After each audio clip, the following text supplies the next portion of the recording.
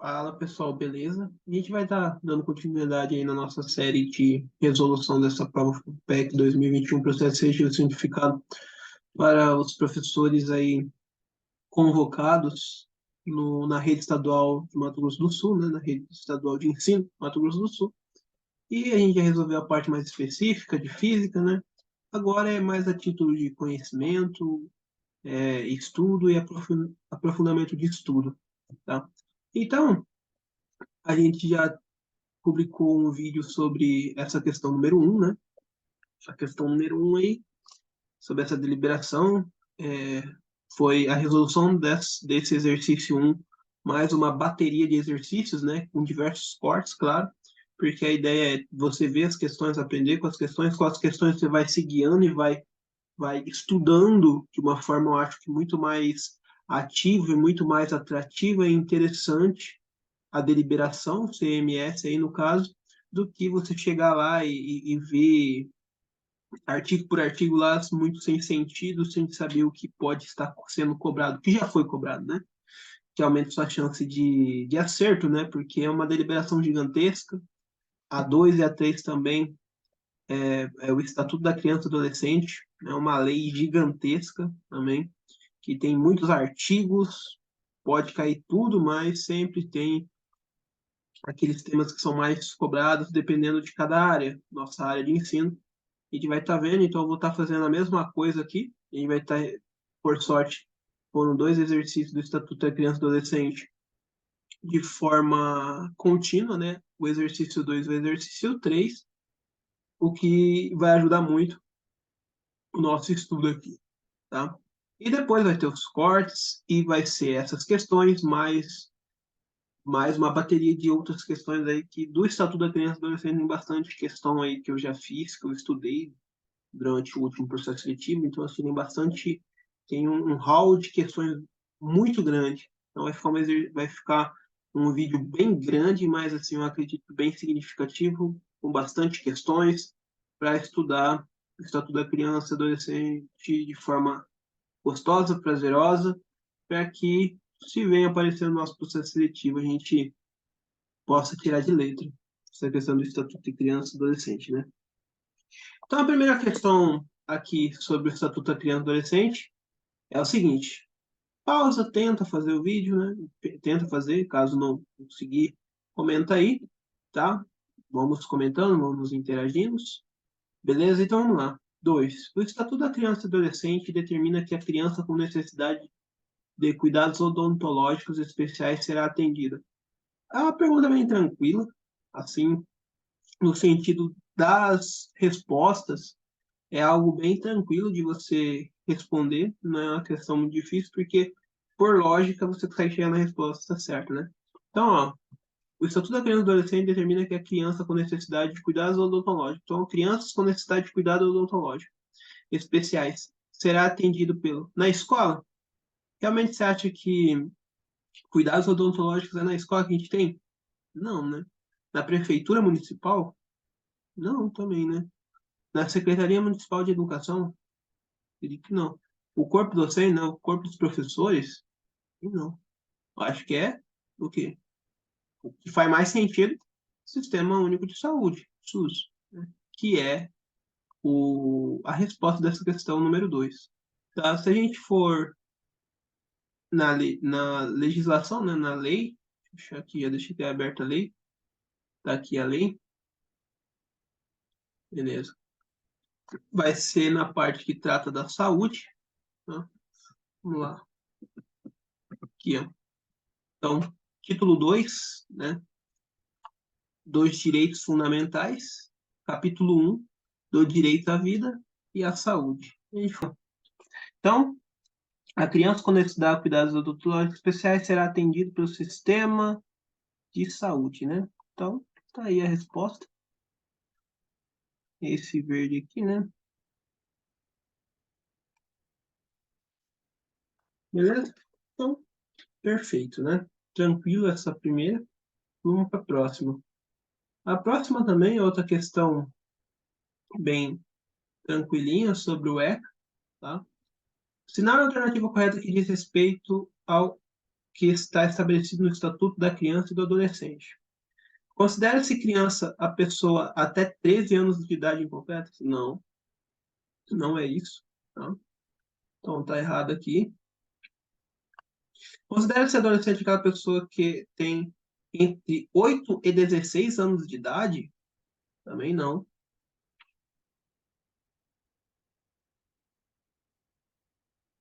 Também não. Está errado. Considera-se criança a pessoa até 12 anos de idade incompletas? Sim. Essa é a resposta correta. A letra C. Tá? Vamos ver porque o restante está errado. Considera-se adolescente aquela pessoa entre 15 e 16 anos de idade? Também não. Considera-se criança pessoas com até 9 anos de idade incompletos? Também não. Beleza? Então a resposta correta é a letra C. Vamos na lei? Se a gente for na lei, é bem no início, tá? Das disposições. Vamos lá, deixa eu deixar aqui de verde e amarelo. Então, vamos lá. Das disposições preliminares, esta lei dispõe sobre a proteção integral das crianças e adolescentes. Tá?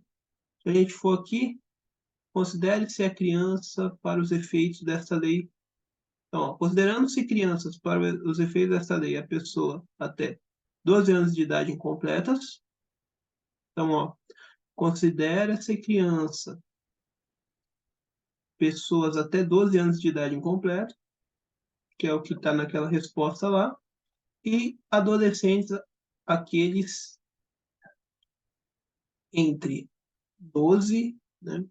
Então, adolescente entre 12 e 18 anos de idade. Beleza? Vou marcar aqui de verdinho só para destacar. Então, pessoa até.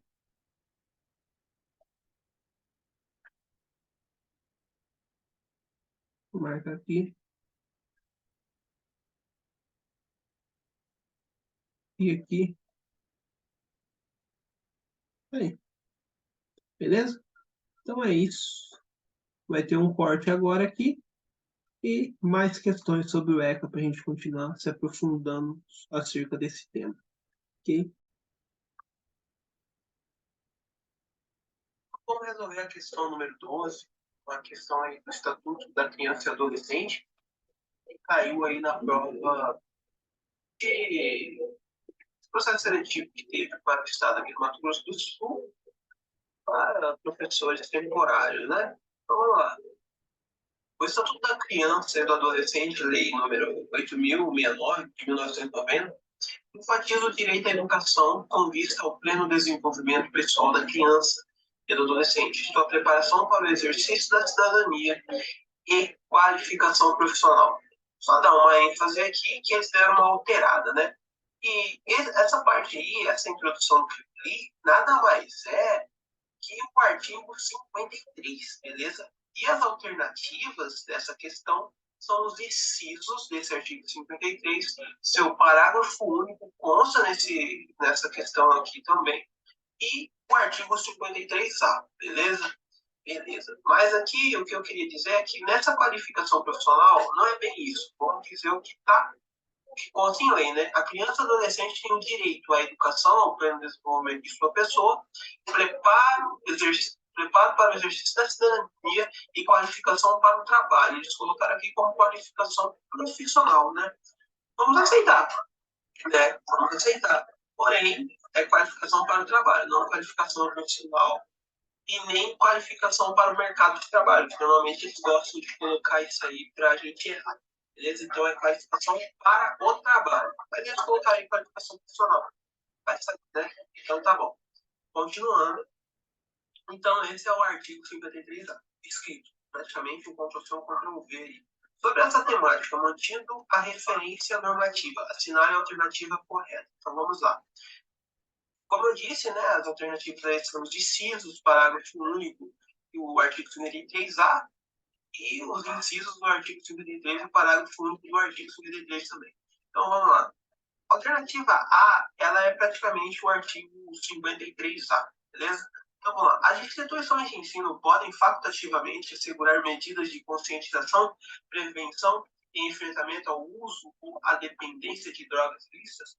Essa alternativa está incorreta devido a essa palavra facultativamente. Beleza? Não. As instituições de ensino não podem facultativamente. Não. É dever, é obrigação. Elas devem assegurar medidas de conscientização, prevenção e enfrentamento a drogas. Beleza? Não facultativamente, é dever, é obrigação delas. Ok? Não somente delas, como também dos clubes e agremiações recreativas. É dever dessas entidades aí, que eu acabei de falar, assegurar medidas, né, de conscientização, prevenção e enfrentamento ao uso ou à dependência de drogas ilícitas, como a maconha, por exemplo, né? E vale ressaltar aí que esse artigo 53A ele foi acrescentado aí no ano de 2019, né? Então é uma atualização recente do ECA, beleza? Então, essa alternativa está errada devido a esse facultativamente. As instituições de ensino podem facultativamente? Não. Elas devem. É obrigação delas assegurar essas medidas. Beleza? Então, está errado. Letra B. O direito de organização e participação em entidades estudantis. Beleza, isso está certo. Eles têm o direito de organizar e participar de entidades estudantis. Daí tudo bem. O que torna essa alternativa errada é essa parte. Podem ser limitadas durante os ciclos de ensino da educação básica. Não faz muito sentido esse acréscimo. É um acréscimo, está errado esse acréscimo, mas pensa comigo, não faz muito sentido. Ó, vamos pensar, educação básica, né? Como que é que está na nossa LDB? Como que se organiza a educação básica na LDB, né? Então, a LDB consta, né? Educação, tanto na LDB quanto a própria Constituição Federal consta isso aqui, né? Educação básica, ela tem que ser obrigatória e gratuita, né? Dos 4 aos 17 anos de idade e, e é organizada da seguinte maneira, né? A gente tem a pré-escola, a educação, a educação, não errei, pré-escola, ensino fundamental e ensino médio. É assim que se organiza a educação básica, né? Como consta na Constituição Federal, como na própria LDB. Beleza, vai ser limitado, ó, não faz sentido isso, porque, ó, eles têm o direito de participar, de organizar e participar de entidades estudantis, o que a gente acredita que vai ocorrer na época da escola, né? Eles vão organizar e participar dessas entidades durante a escola. E, ou seja, durante todo o ciclo da educação básica, né? Que é a pré-escola, o ensino fundamental e o ensino médio. Então vai ser limitado? Não faz sentido isso aí, entendeu? Esse acréscimo não tem nada a ver e não faz sentido se a gente for ver por esse ângulo que eu estou dizendo, entendeu? Não faz sentido. Por isso que está errado. Então tá, alternativa letra C, vamos lá. Assegura-se aos pais ou responsáveis o direito de ter ciência do processo pedagógico, bem como participar da definição das propostas educacionais. Até aí está perfeito. Isso aí é o parágrafo único desse artigo 53. E é verdade, os pais eles têm esse direito, né, de ter ciência dos processos pedagógicos da escola, bem como das definições das propostas educacionais. Eles têm esse direito. Agora, vamos na segunda parte que faz essa alternativa ser errada. Contudo, os critérios avaliativos das instituições de ensino não são objeto de recurso às instâncias educacionais superiores. Eu vou colocar no lugar dessas educacionais escolares, tá? Mas o que acontece? Dentro do artigo 53, a gente tem um inciso lá que menciona o seguinte: os alunos, né, os educandos, eles têm o direito de contestar critérios avaliativos, podendo recorrer às instâncias escolares superiores. Ou seja, essas instâncias escolares superiores, ela tem a ver com os critérios avaliativos, entendeu? Quer dizer que é objeto de recurso dessas instâncias. O que está dizendo aqui na C, que não. Ele fala que não é objeto de recurso dessas instâncias. Ao contrário, é objeto de recurso dessas instâncias. Por isso que eles podem contestar o critério avaliativo, podendo recorrer às instâncias educacionais superiores, porque é recurso dessas instâncias. Então, por isso que a letra C está errada. Essa parte aí, esse acréscimo não tem nada a ver. Está errado. Além que também poderia estar errada essa questão aí, eu não sei, poderia estar ou não estar, de estar escrito educacionais ali, vai ser escolares, entendeu? Porque em lei está escrito critérios avaliativos podendo recorrer às instâncias escolares superiores, né? Eu não sei se educacionais e escolares são sinônimos aí, já que ele fez lá no início, né, aquela mudança ali da qualificação profissional, né, que é qualificação para o trabalho, e ali está qualificação profissional. Então, pode ser que não esteja errado essa parte de escolares e educacionais, essa mudança de escolares para educacionais. Mas nem é isso, né? Isso é o de menos. O que está mais errado aqui é que eles falam que não é recurso dessas instâncias, os critérios avaliativos, e ao contrário, é objeto de recurso dessas instâncias. Beleza? Beleza. A letra D é a alternativa que vai estar correta. Vamos ver. São garantidos à criança e ao adolescente a igualdade de condição para o acesso e permanência na escola. Perfeito. Isso está correto. E isso a gente encontra na própria LDB, né? Nos princípios ali da LDB, os princípios da educação nacional, que fala dessa igualdade, né, de acesso e permanência na escola. E na BNCC a gente tem até uma potencialização desse princípio, né, que diz que muito provavelmente essa mesma igualdade de condição e acesso à permanência na escola provavelmente deve ter também na própria da Constituição Federal, muito provavelmente. Porém, ela é potencializada com a BNCC com uma coisa bem a mais e bem interessante. Não adianta só o aluno ele ter esse direito, né, essa igualdade, né, assim, ter essa igualdade de condição para o acesso e permanência da escola. Não basta somente isso. Isso ainda é de menos que a BNCC acredita. Isso é importante, sim, não é de menos, não. É importante. Porém, tem que ter uma aprendizagem mínima, entendeu? Porque senão a gente não teria uma condição igualitária também. A gente teria alunos em escolas que aprenderam muito mais coisas do que alunos que não aprenderam certas coisas, entendeu? Então a gente teria uma diferença aí de conhecimento. Por isso que a BNCC vem com essa ideia de trazer o mínimo de aprendizagem que a escola deve oferecer, tendo um padrão de qualidade de ensino, né? E igualitário, onde todos os alunos têm o mesmo nível de aprendizagem, porque já que a gente tem um mínimo de aprendizagem, cada um vai ter um mínimo. A gente não vai ter uma disparidade aí de um aluno saber mais e outro saber menos, sabe? Essa desigualdade nesse campo de conhecimento, beleza? Então, são nuances bem interessantes de comentar, mas continuando, são garantidas à criança e ao adolescente a igualdade de condição para o acesso e a permanência na escola. Cara, tá perfeito isso aqui. Beleza? Tá certinho. Próximo, o direito de ser respeitado por seus educadores, sim. Os alunos, né, têm o direito de ser respeitado por nós, educadores, né, nós professores. Eles têm esse direito, devemos respeitar nossos educandos. E deixa eu ver aqui. Eles têm respeitado seus educadores, assim como o direito de contestar critérios avaliativos. Como eu disse anteriormente, isso é verdade. Eles têm esse direito de contestar critérios avaliativos, podendo recorrer às instâncias escolares superiores, beleza? Isso aí, tá perfeito, é a letra D. Vamos ver por que a letra E está errada. Assegurar-se à criança e ao adolescente o acesso à escola pública e gratuita. E aí, tudo bem. Perfeito. No entanto, não há garantia de vagas em um mesmo estabelecimento para irmãos que frequentam a mesma etapa ou ciclo ou o mesmo ciclo, né, da educação básica. Aí está errado. Há uma garantia de vagas para esses alunos que há uma garantia de vagas em um mesmo estabelecimento para irmãos que frequentam a mesma etapa ou ciclo de educação básica. Há essa garantia de vagas e não o que essa alternativa está dizendo, que está falando que não há. Aí que está o erro. Beleza? Então a alternativa, a resposta é a letra D, ela está certa.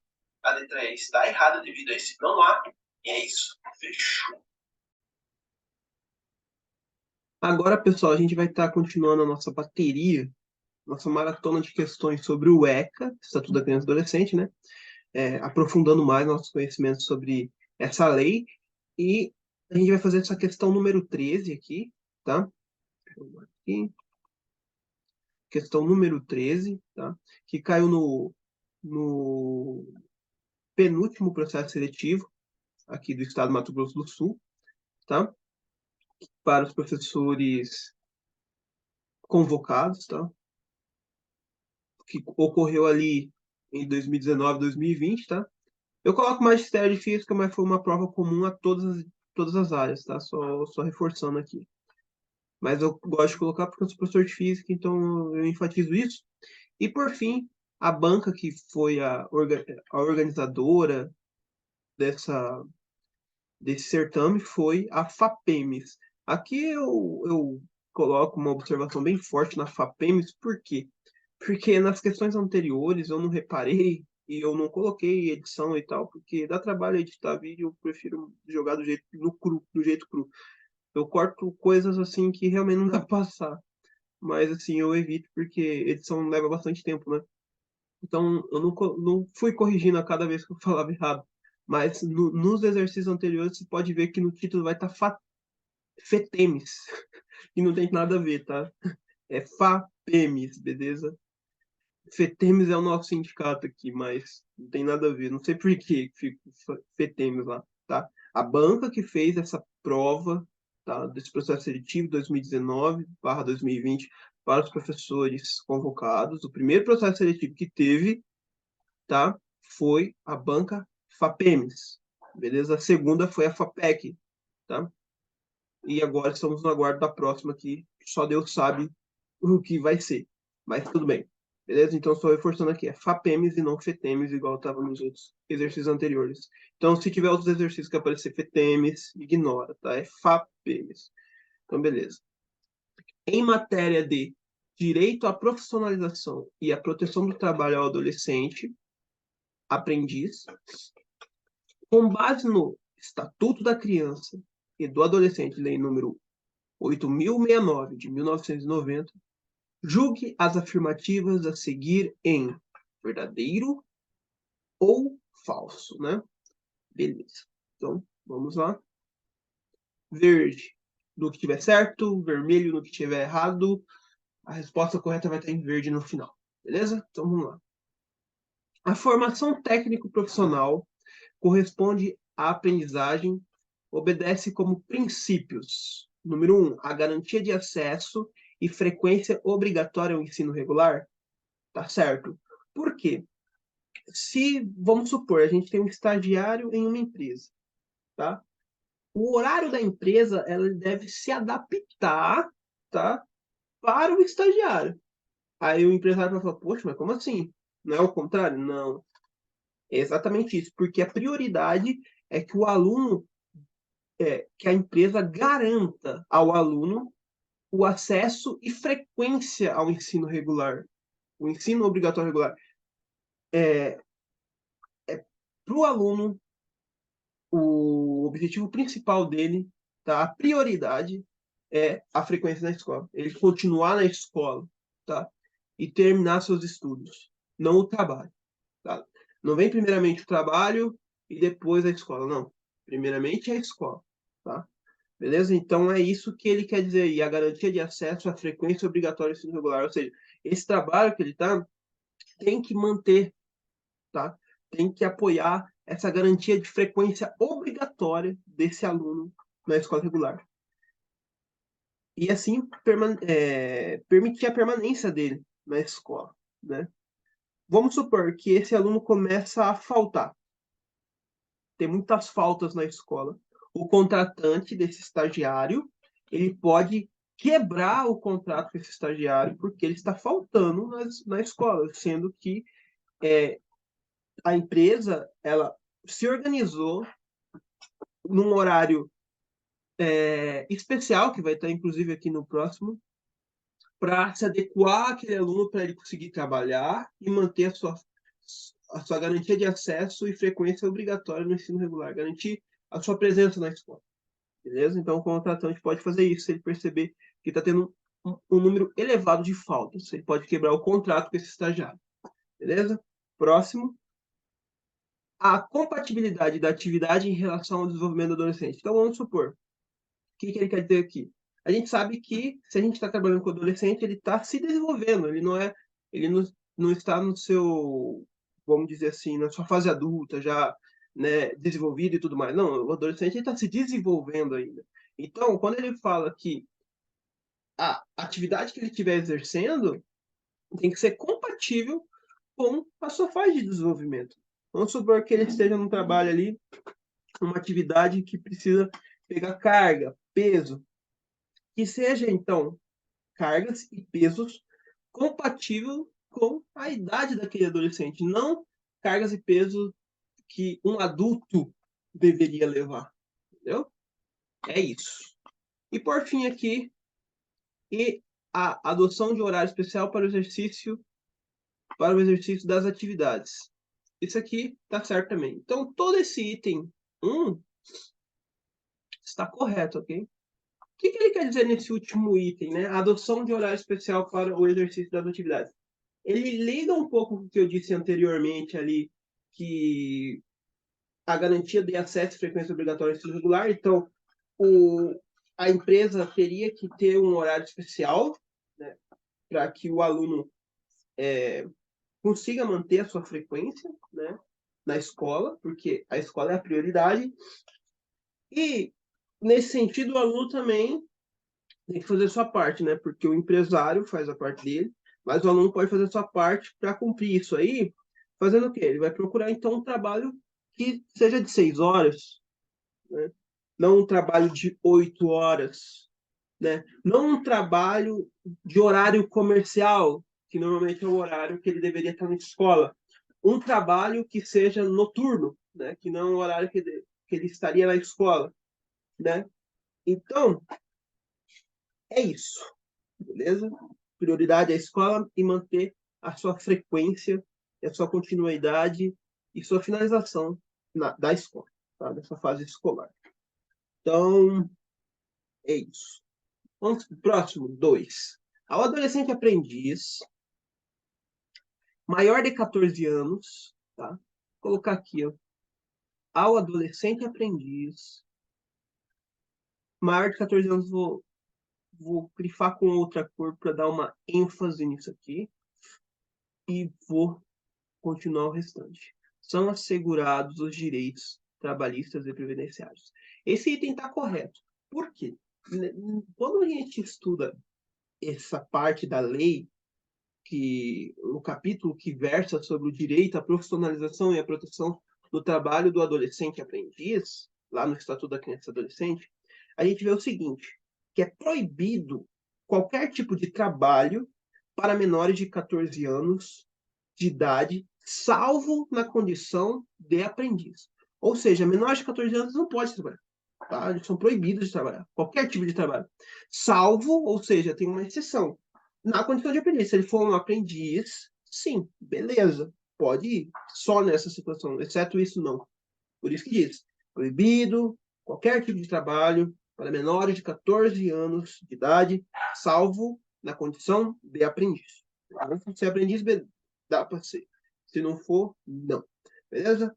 E quando ele está nisso, quando ele está nesse contexto como aprendiz, há uma lei especial, como diz o Estatuto da Criança, que, que vai dar embasamento para esse contexto, para essa situação que o aluno se encontra. E vai ser o quê? A legislação especial que está falando é a lei do aprendiz. Beleza. Isso aí é válido para menores de 14 anos de idade. Porque quando eu digo proibido o trabalho, pessoal, peço perdão aí, porque estou tendo uma obra aqui em casa, é tenso, hein? No caso não, aqui no vizinho, né? Então, proibido qualquer tipo de trabalho para menores de 14 anos, salvo na condição de aprendiz. Essa legislação especial aí, lei do aprendiz, é para menores de 14 anos de idade. E por que eu grifei aqui em azul? Porque a gente está tratando de uma situação que é para maiores de 14 anos de idade. Aí, nesse caso, já não se aplica mais o que eu acabei de dizer. Ou seja, a legislação de aprendiz, que era para menores de 14 anos de idade, deixa de ser válido, como ele já é maior de 14 anos de idade. E qual que é o direito que norteia, que protege, que fundamenta para maiores de 14 anos de idade? É a própria lei que ampara qualquer trabalho, qualquer pessoa maiores de idade, qualquer pessoa que está trabalhando, que são os direitos trabalhistas e previdenciários. Então, ele vai ter direito, como qualquer trabalhador comum, a o direito trabalhista, previdenciário, ao 13º salário, às férias, tudo que um trabalhador comum tem. Beleza? É isso. Agora, continuando. Ao adolescente empregado, aprendiz em regimento familiar de trabalho, aluno de escola técnica, assistido em entidade governamental ou não governamental, é vedado o trabalho noturno, tá certo? Realizado entre as 22 horas de um dia às 5 horas do dia seguinte, tá certo? Tá? Então, vamos repetir. Ao adolescente empregado, aprendiz em regime familiar de trabalho, aluno de escola técnica, assistido em entidade governamental ou não governamental, é vedado o trabalho noturno. É proibido o trabalho noturno, mas não é o trabalho noturno num todo, o trabalho noturno entre 22 horas de um dia e as 5 horas do dia seguinte. Por que isso? Para dar, né, para o aluno ele ter possibilidade de descansar, dormir, né, se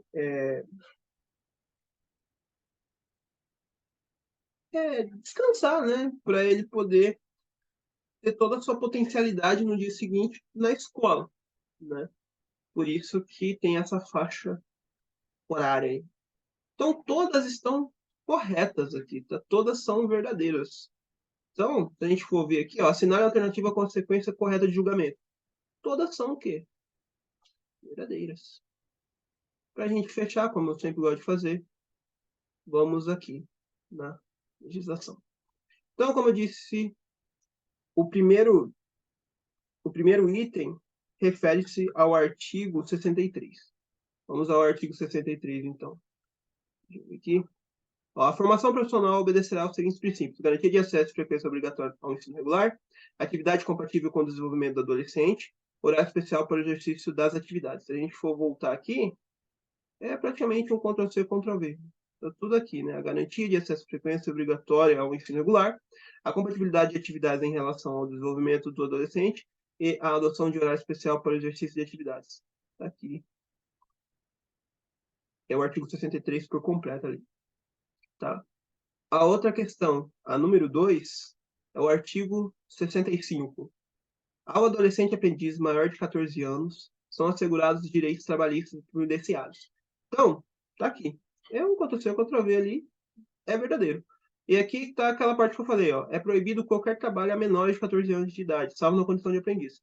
Então, para esse cara menor de 14 anos de idade, ele sendo aprendiz, ele vai ter a proteção do trabalho dos adolescentes, é regulada por legislação especial, que é a lei do aprendiz, sem prejuízo no dispor dessa lei. Então, para esse cara aqui, nessa situação, menor de 14 anos de idade, na condição de aprendiz, ele tem a proteção do trabalho legislada, né, regulada pela legislação especial aqui, que diz o ECA, que é a lei do aprendiz, que não fala aqui, tá? Beleza. Depois que passou isso, não é mais menor de 14 anos de idade, que é o caso que estava na questão lá, né? Para maiores de 14 anos de idade, que está aqui, ó, adolescente aprendiz, maior de 14 anos de idade são assegurados os direitos trabalhistas e previdenciários. Então, menor de 14 anos de idade, lei do aprendiz, porque ele só pode ter a condição de aprendiz, não tem outra condição, pelo ECA, né? Maior de 14 anos, deixa de valer isso aqui, ele tem que ter uma proteção, tem que ter uma legislação por trás protegendo esse adolescente, que aí já é, como qualquer trabalhador comum, direitos trabalhistas e previdenciários. Beleza? Vem aqui. Próximo. Ao adolescente empregado, aprendiz em regime. Esse último aqui é o artigo 67, se a gente for ver aqui. Então, já estava começando a ler. É que esse barulho do pessoal aqui me tirou minha concentração.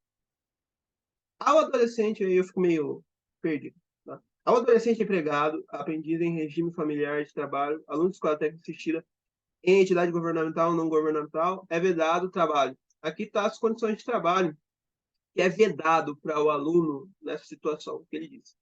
Aqui está a primeira, que é referente ao horário, né? Noturno realizado entre as 22 horas de um dia e 5 horas do dia seguinte. Então, tá certo, é o que ele falou ali, né? É vedado o trabalho noturno realizado entre as 22 horas de um dia e as 5 horas do dia seguinte. Perfeito, tá certo. Perigo, trabalho perigoso, insalubre ou penoso, perdão, penoso. 3. Realizado em locais prejudiciais à sua formação e ao seu desenvolvimento físico, psíquico, moral e social. E, por fim, realizado em horários e locais que não permitam a frequência na escola. Novamente, a prioridade é estudar, a prioridade é manter a escola e terminar a educação básica, beleza? E assim continuar estudando. Beleza? É isso, essa questão. Então, ok. Resposta dessa questão número 13 aqui, que está no processo seletivo, é a letra C. Então, continuando nossos estudos aí no que se refere o ECA, né? Estatuto da Criança e Adolescente. Então, a gente vai estar fazendo hoje a questão número 14, tá? Que caiu no processo seletivo simplificado do SEDMS no ano 2019-2020, ou seja, foi a penúltima, né? Sem ser a última, a penúltima prova que a gente teve do processo seletivo aqui do estado, tá? Magistério de Física, só para dizer que foi para física, mas foi comum a todas as áreas, mas como eu sou físico, eu gosto de colocar esse magistério de física aí, tá? Da banca FAPEMES, beleza? Então, vamos lá. Toda criança ou adolescente tem direito à convivência familiar comunitária. Então, isso aqui vai estar lá no ECA, né? Inclusive, vai ser um capítulo dele. Inclusive, é um capítulo, né? Ó, capítulo 3 do direito à convivência familiar comunitária. Então, beleza. Então, toda criança ou adolescente tem direito à convivência familiar comunitária, de acordo com as diretrizes estabelecidas no Estatuto da Criança e Adolescente, lei número 8.069 de 1990. Beleza. A esse respeito, assinale a alternativa correta. Então, tá. Como sempre a gente faz, o que tiver certo, verde. A resposta final vai estar toda verde. O que tiver errado, vermelho, tá? E vamos discutindo essa questão. Então, aqui, a letra A diz o seguinte: a perda ou suspensão do poder familiar pode ser decretada pelo conselho tutelar, ou seja, a perda ou a suspensão do poder familiar pode ser decretada pelo conselho tutelar ou através de decisão judicial, tá? Então, o que está errado aqui? Deixa eu destacar aqui, ó. Decretado pelo conselho tutelar. O conselho tutelar não pode fazer isso, tá?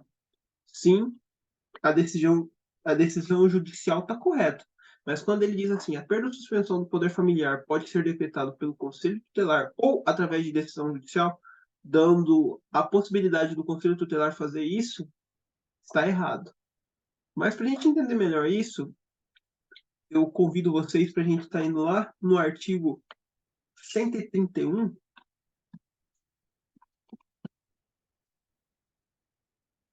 Ele vai estar falando um pouco sobre o que vem ser o Conselho Tutelar. É interessante a gente comentar um pouquinho isso aí para a gente entender melhor aquela questão. Então é o seguinte, ó, o Conselho Tutelar ele é um órgão permanente. O que significa ser permanente? Ele não pode ser fechado ou desautorizado por qualquer iniciativa, tá? Ele é autônomo, tá? O que significa essa ideia do autônomo? Ele toma suas próprias decisões e não jurisdicional. Aí que entra a nossa questão, né? O fato dele ser não jurisdicional significa que ele não é do judiciário.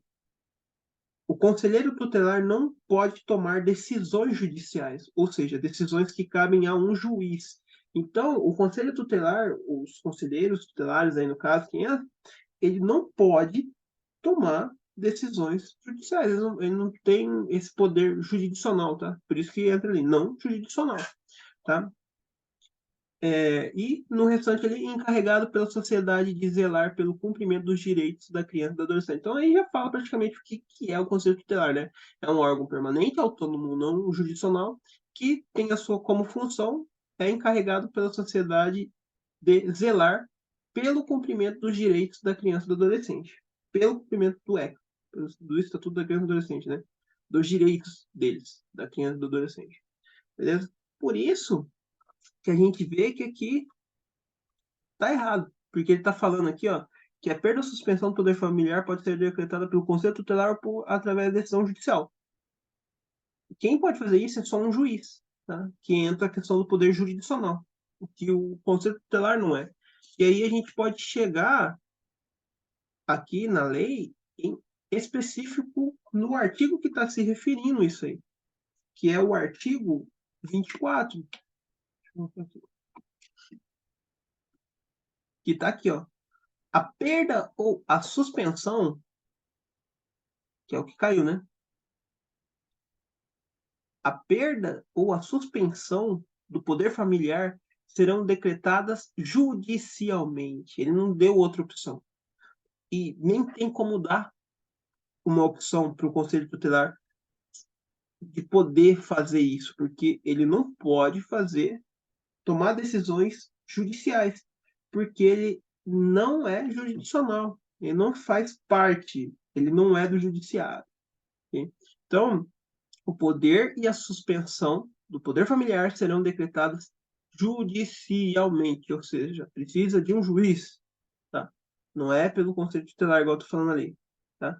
Em procedimentos contraditórios, nos casos previstos na legislação civil, bem como na hipótese de descumprimento injustificado dos deveres e obrigações a que alude o artigo 22, tá? Tá aqui. Então, esse primeiro item está errado, porque a perda ou suspensão do poder familiar pode ser através de decisão judicial. Não é pode ser, né? É através de decisão judicial, tá? E o conselho tutelar, perdão, não faz parte disso, tá? Porque ele não tem poder, como a gente viu lá na definição, não é jurisdicional o conselho tutelar. Ok? Então vamos para a próxima. A letra B. O adolescente maior de 14 anos não. Cadê? O adolescente maior de 14 anos não pode participar de programa de padrinhamento. Tá? Então, vamos ver na lei isto, né? Vamos lá. Isso aí se refere ao artigo 19b, tá? Deixa eu colocar aqui.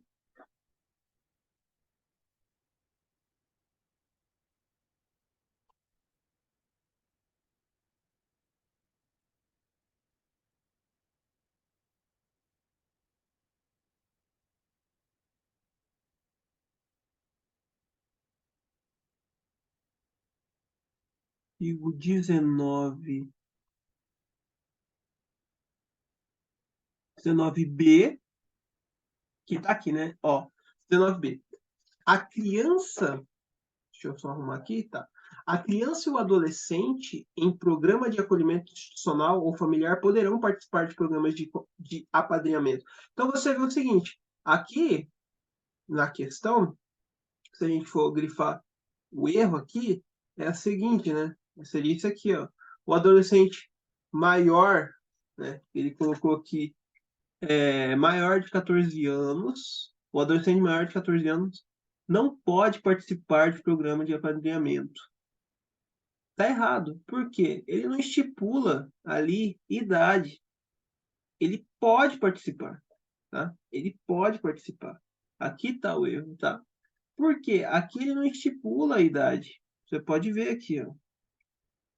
Ele não estipula, ó, ele só fala a criança e o adolescente. A única condição é que esteja em programa de acolhimento institucional ou familiar. Então, se a criança ou adolescente, criança ou meu pai, deixa eu colocar aqui, ou familiar, né? Então, ó, a criança ou adolescente estando em programa de acolhimento institucional ou familiar, ele poderá participar de programas de apadrinhamento. Ele estando em um desses dois tipos de programa aqui, seja o institucional ou familiar, ele pode participar do programa de apadrinhamento. Não tem esse, não tem essa restrição de idade que ele colocou na questão aqui, né? O adolescente maior de 14 anos não pode, não, ele pode participar. Ele pode, porque não tem restrição de idade, beleza? Por isso que está errado essa B. Mas, para a gente poder estudar um pouco mais e aprofundar nossos conhecimentos, vamos entender, né? O que vem ser esse programa de acolhimento institucional e o que vem ser esse programa de acolhimento familiar, tá? Então, vamos lá. Então, é o seguinte, o que é, né? O acolhimento institucional ou o acolhimento familiar são formas de medida de proteção à criança e ao adolescente. Então, se a gente for aqui no artigo 19, ele diz o seguinte: é direito da criança e do adolescente ser criado e educado no seio de sua família. Sim, né? Porque é aquela ideia. O ECA, de forma no mundo ideal, né? O objetivo fundamental que está no ECA é que a criança viva no meio de sua família natural, né? Que são os pais, irmãos, tá? Ou em família ampliada, que aí seria o caso de tios e avós, que pode ser chamado de família ampliada ou família extensa, tá? Não tendo condições, excepcionalmente família substituta, que entra o artigo 19 aqui que eu estava dizendo. É direito da criança e do adolescente ser criado e educado no seio de sua família, né? Que a gente chama de família natural, pais, mães e tal. Excepcionalmente em família substituta, tá? Assegurando a convivência familiar comunitária em ambientes que garantam seu desenvolvimento integral. Beleza? Tá.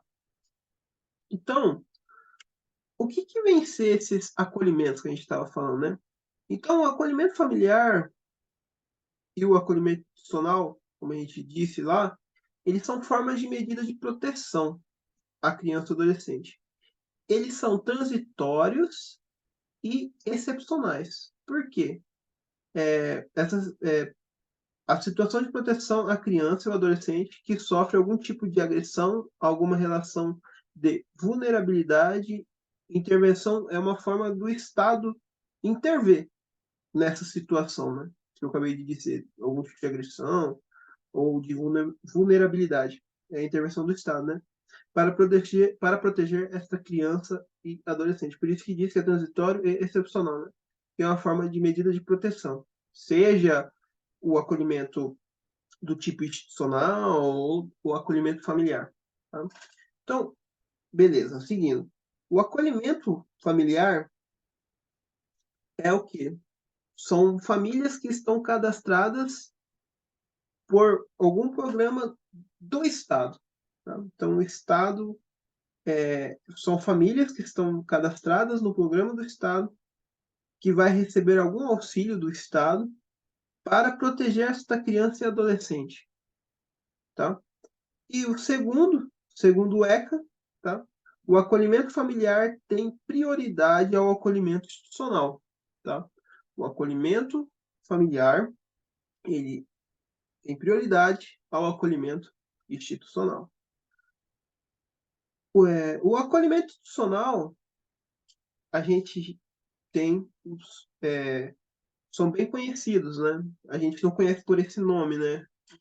Formal, né? Acolhimento institucional, mas a gente conhece como abrigos, orfanatos, que nada mais é o quê? Que pessoas jurídicas, né? Então a gente que é uma instituição, né? Pessoas jurídicas. Essa é a diferença, né? Então, familiar, pessoas cadastradas no programa do Estado, que vai receber algum auxílio aí para proteger esta criança, e do outro lado, o institucional são como abrigos e orfanatos, que é pessoa jurídica, uma instituição, como o próprio nome diz, né? Então, se a gente for no artigo 19b aqui, deixa eu deixar aí.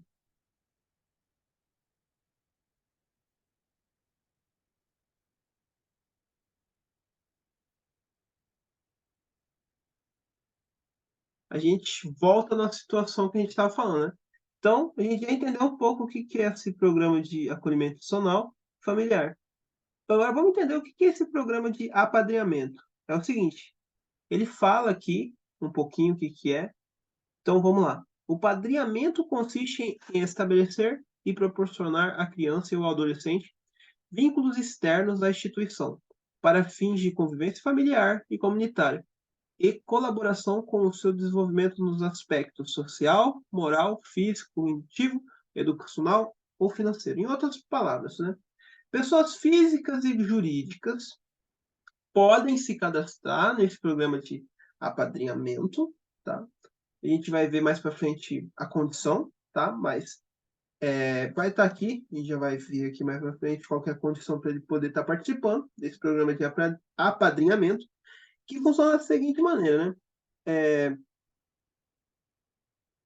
A ideia disso aí, desse programa de apadrinhamento, onde pessoas físicas e jurídicas podem participar, é pegar essa criança ou adolescente para conhecer experiência social, tá? Experiências sociais extra-acolhimento, pois essas crianças ou adolescentes que estão em acolhimento, seja institucional ou familiar, eles têm pouco contato com o mundo exterior.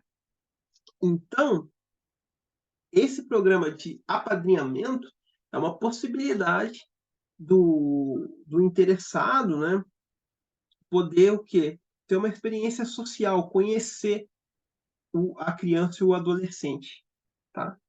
É isso. Ela não é uma adoção, tá? Vale salientar isso. Por quê? Um, ou você escolhe ser padrinho, o programa de apadrinhamento, ou você escolhe a adoção. É duas coisas diferentes. E você não pode fazer os dois. Ou é um, ou é outro, tá?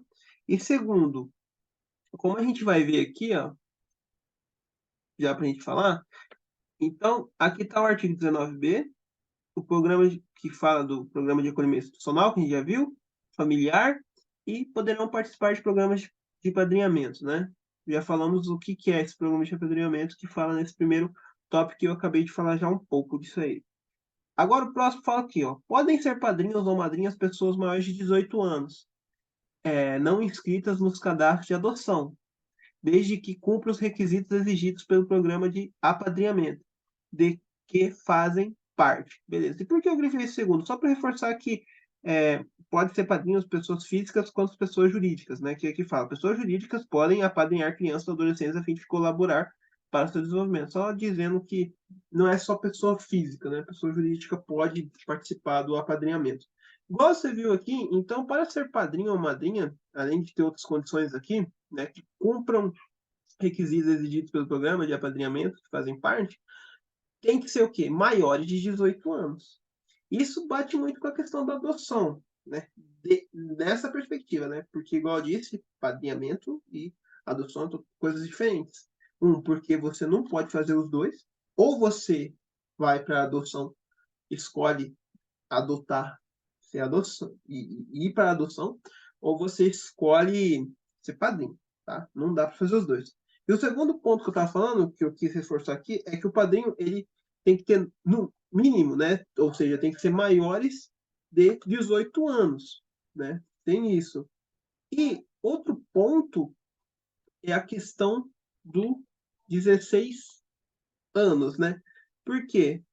Então, tem que ser maior de 18 anos, né? Ou mínimo de 18 anos na adoção, e ser 16 anos mais velho que a criança ou adolescente que você está adotando. Então, vamos supor, você quer adotar uma criança ou adolescente. Você tem que ser maior de 18 anos, que bate aqui com a ideia do padrinho também, porque tem que ser maior de 18 anos, ou seja, o mínimo de 18 anos. Entretanto, na adoção tem mais esse outro fator, 16 anos mais velho que a criança e adolescente que você está adotando. Enquanto para ser padrinho não tem esse 16 anos. Mais velhos. Tá? Então, é um ponto a, a se destacar. Beleza? Que é interessante aí. Que difere, né, o apadrinhamento da adoção, porque não é a mesma coisa. tá? Não é a mesma coisa. Então, podemos seguir, né? Então, acho que deu para entender bem essa letra B aqui, né? Entender sobre o programa de apadrinhamento, como que fala? Esqueci o nome aqui. Os acolhimentos institucionais, os acolhimentos familiares. Acho que deu para entender, ficou bem legalzinho aqui, bem explicadinho, né? A gente pode partir para a letra C. Então, vamos lá. A letra C. A permanência... Deixa eu só ver o negócio.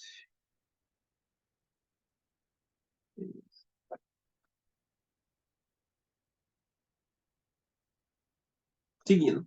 Então, a permanência da criança ou do adolescente em programa de acolhimento institucional não pode se prolongar por mais de 18 meses. Em qualquer hipótese, está errado aqui. Tá? Realmente, a permanência da criança ou adolescente em programa... Que bom que foi a gente ter comentado sobre programas de acolhimento, né? Porque veio a pergunta em cima disso ainda, né? Então, a permanência da criança ou do adolescente em programa de acolhimento institucional não pode ser prolongar por mais de 18 meses. Tá certo, até aqui tudo bem. Mas aqui, ó, em qualquer hipótese, já faz com que essa alternativa seja errada.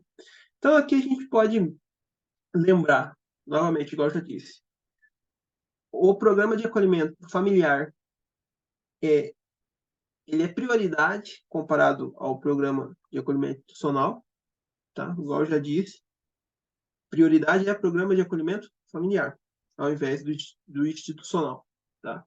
E vamos entrar aqui nessa letra C para a gente falar um pouco de prazos, que é o que ele falou aqui, né? Igual prazo de permanência no institucional. Então, se a gente for ver isso, no acolhimento familiar não tem prazo de permanência estipulado pelo ECA. Então, o Estatuto da Criança e do Adolescente ele não estipula um prazo de permanência nesse tipo de acolhimento chamado acolhimento familiar. Não tem prazo de permanência estipulado pelo ECA, beleza? Enquanto no institucional a gente já tem, tá? Que é, igual está dizendo aqui, né, a permanência da criança ou adolescente em programas de acolhimento institucional não pode se prolongar por mais de 18 meses. Até aí tudo bem. Porém, todavia, entretanto, esse em qualquer hipótese que faz isso estar errado. Porque, salvo alguma exceção que possibilite aumentar, ser superior a esses 18 meses. Mas, via de regra, é que não pode se prolongar por mais de 18 meses. A via de regra. Entretanto, alguma exceção, salvo alguma exceção, né, com o juiz, pode ser superior a 18 meses. Vamos ver isso aqui na íntegra. A lei. Como que está escrito na lei isso aí? Então, se a gente for ver na lei isso aí, a gente vai estar lá no artigo 19.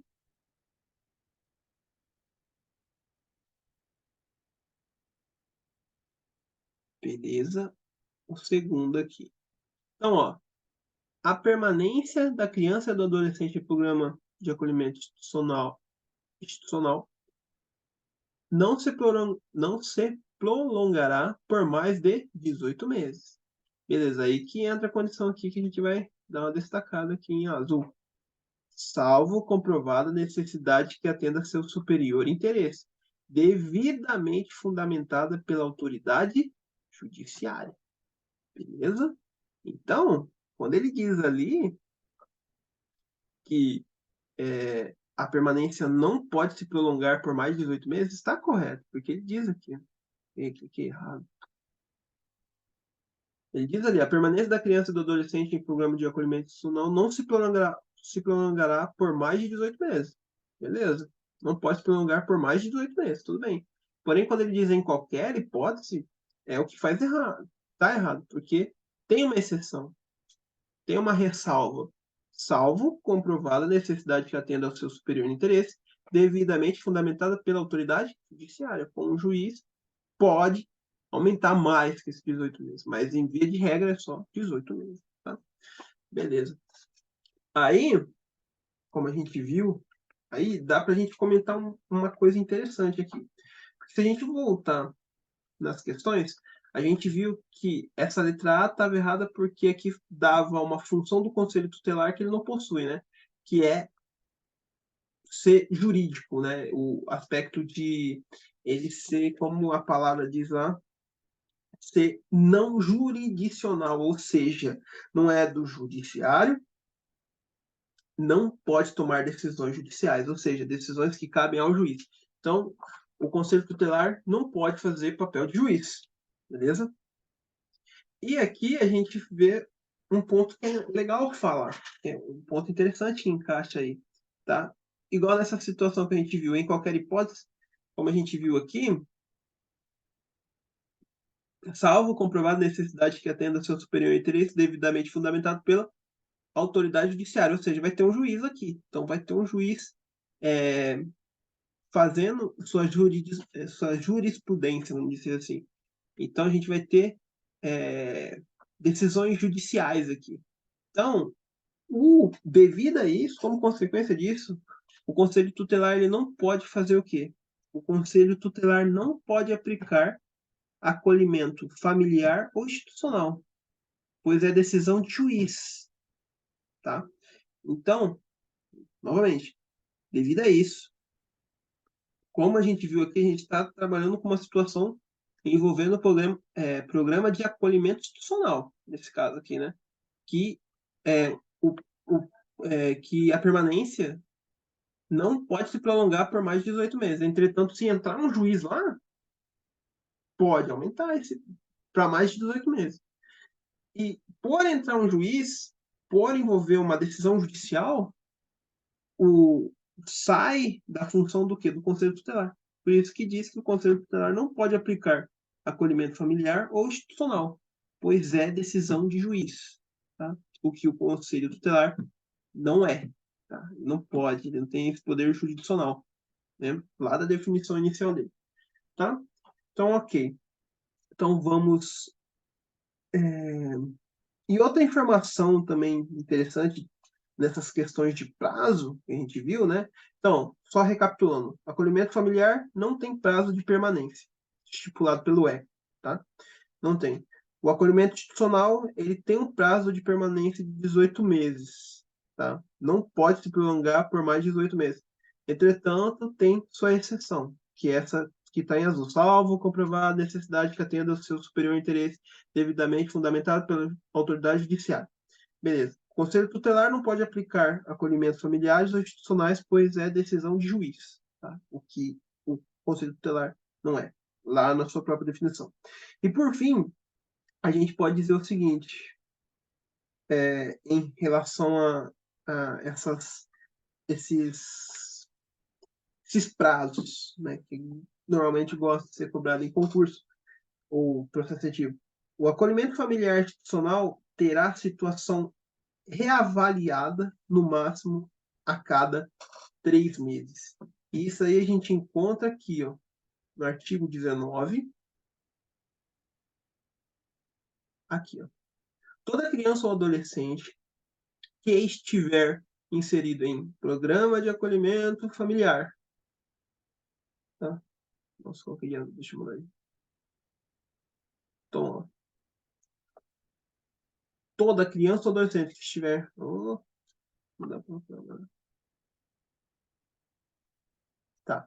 Toda criança ou adolescente que estiver inserida em programa de acolhimento familiar ou institucional terá sua situação reavaliada no máximo a cada 3 meses, devendo a autoridade judiciária competente, com base em relatórios elaborados por equipe interprofissional ou multidisciplinar, decidir de forma fundamentada pela possibilidade de reintegração familiar ou pela colocação em família substituta, em qualquer das modalidades previstas no artigo 28 desta lei.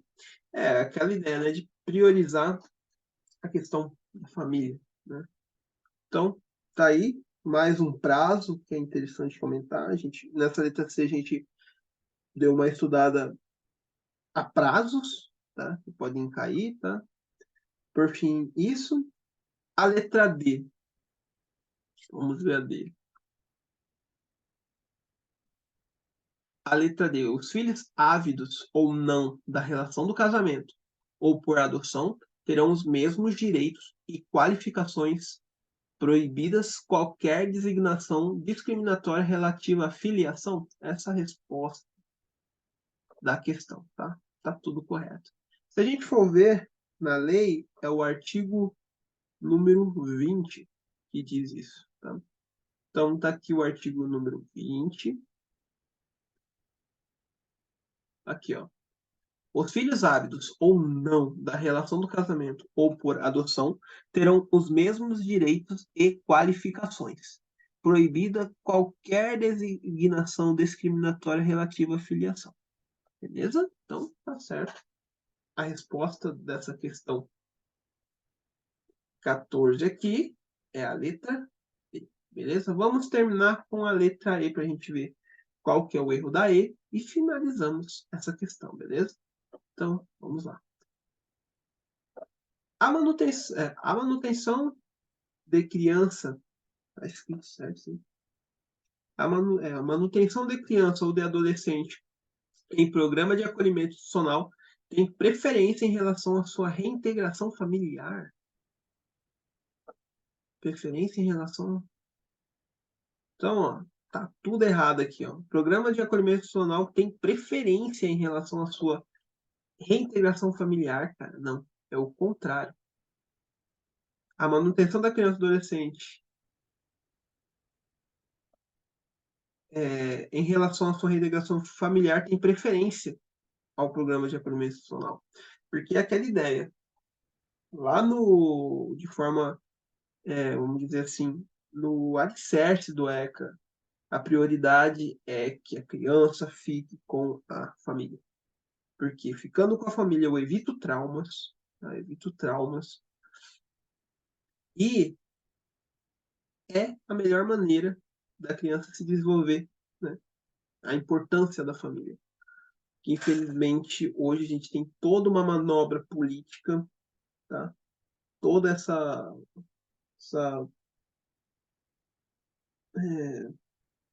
promiscuidade que a gente tem na nossa sociedade deturba demais essa questão da família. E se a gente derruba a família, que é um das instituições fundamentais aí, a gente acaba com tudo. Por isso que o mundo está como está hoje. Né? Muitas famílias destruturadas e tudo mais. Por causa disso, pensando nisso, que o ECA, a prioridade é a criança estar na família. Tá? Beleza? Então, por isso que essa questão está errada. Porque ele está dizendo que preferencialmente ele está no acolhimento institucional que com a sua família, que não é verdade. Não condiz com o alicerce, a ideia por trás do ECA, tá? Então, se a gente voltar aqui, o artigo que fala sobre essa letra E, o artigo 19, aqui, ó. Artigo 19, o 3 aqui. A manutenção ou a reintegração da criança ou adolescente à sua família terá preferência em relação a qualquer outra providência, que é melhor. Aquela parte ele colocou só que o acolhimento institucional vai ter preferência ao da família. E aqui, não, muito pelo contrário. A reintegração da criança à sua família terá preferência em relação não somente a ao acolhimento institucional ou familiar. Não, é de preferência em relação a qualquer outra providência. Então a gente vai tentar, o ECA em si, vai tentar de toda forma possível fazer com que aquela criança fique com a sua família natural, tá? Para evitar, igual eu disse ali, os traumas e afetar no desenvolvimento da criança, tá? Então vamos lá. A manutenção ou reintegração da criança ou adolescente à sua família terá preferência em relação a qualquer outra providência, caso em que será incluído em serviços e programas de proteção, apoio e promoção nos termos e tudo mais aqui. Tá escrito aí, beleza? Então, é isso, tá? Então, resolvido e discutido, comentado aí todos os itens, os erros, os acertos, e é isso. Então, resposta da questão número 14 é a letra. E aí, pessoal, beleza? Então, mantendo continuidade aí nos nossos estudos sobre o Estatuto da Criança e do Adolescente. Hoje a gente vai estar fazendo a questão número 15 do processo seletivo que ocorreu no ano 2019/2020, Magistério de Física, pela banca FAPEMES, ok? Então, vamos à questão. Analise as afirmativas a seguir relacionadas às hipóteses de colocação da, de criança ou adolescente em família substituta. Então, beleza. Só antes da gente começar a analisar os itens, eu sempre faço um roteirinho aqui para eu não deixar de falar nenhum ponto e para deixar um vídeo bem com bastante informação, né? Para quem estiver assistindo e para quando eu estiver estudando para revisar, ser um vídeo bem agregador de informação, com diversos pontos e contextualizações para facilitar o estudo e guardar esse conteúdo. Então, a família substituta vai receber o dever de cuidar da criança e adolescente. Família substituta surge quando nada deu certo. Ou seja, né, se a gente for lembrar, uma das prioridades do Estatuto da Criança e do Adolescente é que a criança fique em família natural, né? Ou seja, com seus pais e irmãos. Entretanto, quando isso não acontece, a gente vai para família extensa, que pode ter como exemplo tios e avós. Porém, se a família extensa também a gente tiver problemas, aí a gente tem o acolhimento familiar e o institucional, né? Que, inclusive, essa minha fala, eu até fundamento ela no artigo 19. A gente pode ir aqui na própria lei e eu vou colocar aqui o artigo 19.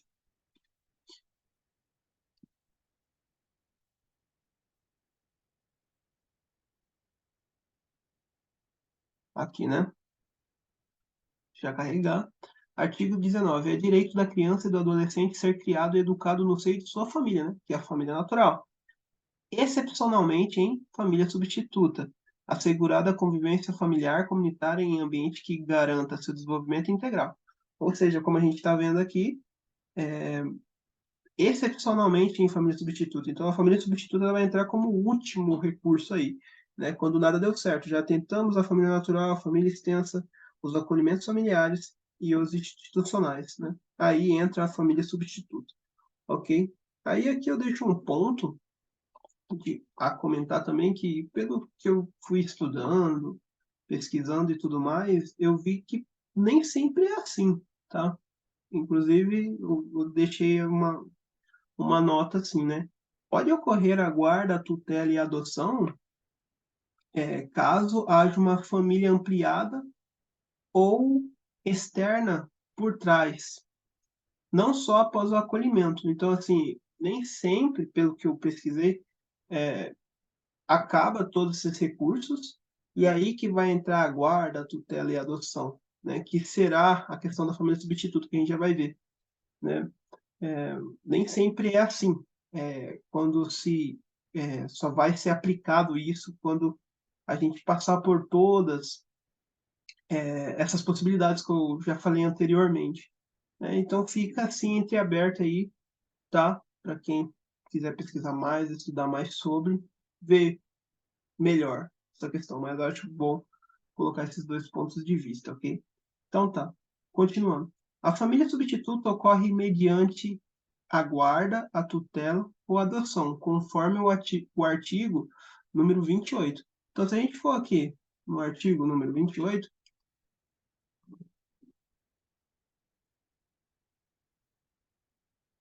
a gente vai ter modalidades dessa família substituta, tá? Vamos lá. Aqui, ó, né? Então, vamos grifar, né? Ó, a colocação em família substituta far-se-á mediante guarda, tutela ou adoção, independente da situação jurídica da criança ou do adolescente. Então, a família substituta ela ocorre mediante guarda, tutela ou adoção, que nem está escrito aí. São as modalidades com que essa família substituta pode acontecer, né? Ela far-se-á mediante, né? Guarda, tutela e adoção. E no que se refere a essa questão de independente da situação jurídica da criança ou adolescente, temos, por exemplo, uma criança, um adolescente que tem um ato infracionário e não pôde ficar com os pais. Não importa essa condição, esse ato infracionário que a criança fez, o adolescente, para a guarda, a tutela ou a adoção, ok? Então, não importa se ela tem pais ou não também, tá? Essa condição jurídica da criança ou adolescente. Isso que se refere, tá? Então, ok. A família que detém a guarda ganha benefícios fiscais do governo, poder público, né? Para ter essa guarda. Ter a guarda não significa que será a família substituta. Ou seja, muitas vezes, igual eu falei, há incentivos governamentais para que famílias participem do processo de guarda, né? Entretanto, ter a guarda não significa que é família substituta, tá? Porque a pessoa que detém a guarda, ela pode ou não ficar com a guarda. Por quê? Essa guarda, a criança ou adolescente que está nessa guarda, ela está esperando um procedimento para tutela ou adoção. Mais para frente eu vou estar comentando aqui que o primeiro documento que uma pessoa recebe nessas questões de guarda, tutela e adoção é a guarda provisória, né? É um documento que dá direitos à pessoa que recebeu sobre a criança e o adolescente, né? Entretanto, é aí que entra essa questão do procedimento, porque a tutela ou a adoção é um pouco mais demorada. Então, ela fica em guarda, guarda provisória, possibilitando o direito da criança e adolescente ali sobre quem tem essa guarda, né? Mas aguardando ocorrer o procedimento, que é demorado, da tutela ou adoção, beleza? Então, a guarda, a tutela e a adoção, a criança ou adolescente vai para a família substituta, não volta para a sua família, excepcionalmente na guarda, pode acontecer. Então, somente na guarda que pode acontecer de voltar para a família, tá? No restante, não volta para a sua família, tá? Nossa questão. Então, guarda, tutela e adoção, a criança ou adolescente vai para a família, substituto. Não volta para a sua família. Excepcionalmente, na guarda pode acontecer isso, tá? Então, seguindo. Agora a gente pode ir para os itens, tá? Então, vamos para o item 1 aqui. O menor não será ouvido. Quando ele diz menor, a gente pode pensar, né? É interessante. Acho que eu fechei, né? Deixa eu ver aqui ver se parece alguma coisa com menor. Então, uma coisa que eu quero mostrar para vocês aqui.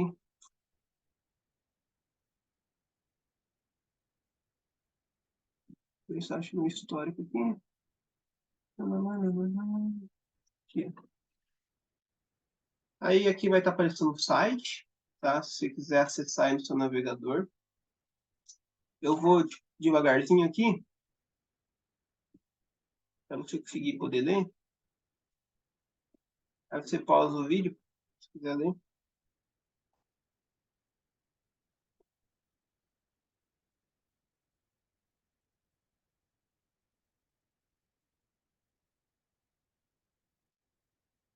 Você vai ver que esse termo menor, né, não é correto de se falar.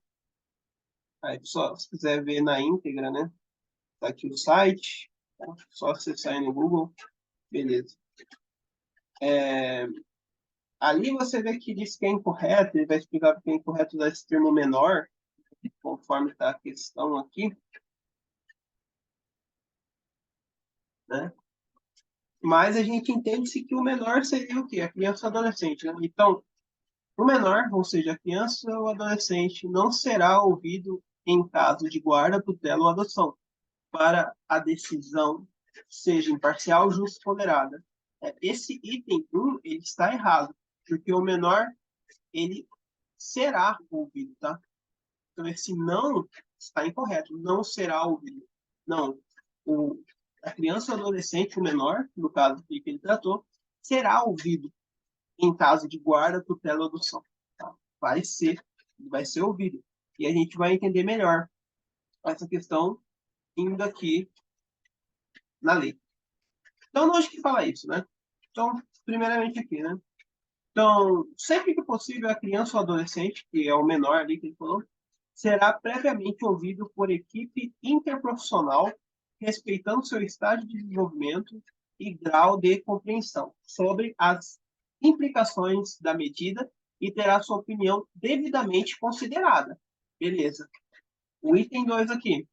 Tratando-se de maior de 12 anos de idade, ou seja, o adolescente, né, será necessário seu consentimento colhido em audiência. Ou seja, vamos entender por que esse do sempre que possível, tá? Pois, de acordo com esse segundo artigo, a gente vê o quê? Que o consentimento do adolescente é obrigatório, tá? O consentimento do adolescente é obrigatório para guarda, tutela e adoção. Enquanto a criança, por isso que entra esse termo sempre que possível, não é obrigatório. Tem dois termos aqui que é interessante, né? Esse sempre que possível será o quê? Previamente ouvido. Né? No caso do adolescente, é obrigatório essa escuta, tá? É obrigatório o consentimento do adolescente para a guarda, tutela e adoção. Já para a criança, é sempre que possível. A criança será previamente ouvida, né? Não é obrigatório para a criança.